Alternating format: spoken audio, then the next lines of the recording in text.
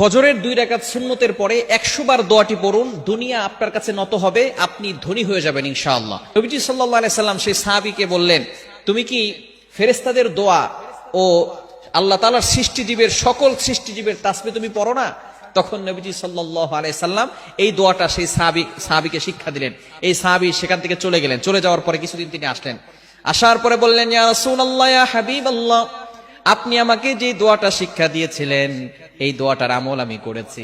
এই আমল করার ফলে আল্লাহ পাক রব্বুল আলামিন আমাকে এত পরিমাণ সম্পদ দিয়েছেন, এই সম্পদ রাখার জায়গা এখন আর আমার কাছে নাই। চমৎকার একটি দোয়া হচ্ছে সুবহানাল্লাহি ওয়া বিহামদিহি সুবহানাল্লাহিল আযীম আস্তাগফিরুল্লাহ, সুবহানাল্লাহি ওয়া বিহামদিহি সুবহানাল্লাহিল আযীম আস্তাগফিরুল্লাহ। কখন পড়বে? সুবহে সাদিকের সময়।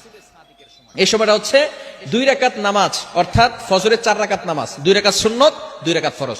2 রাকাত সুন্নতের পরে এবং ফরজের আগে এই সময়টা পড়লে বেশি গ্রহণযোগ্য হবে।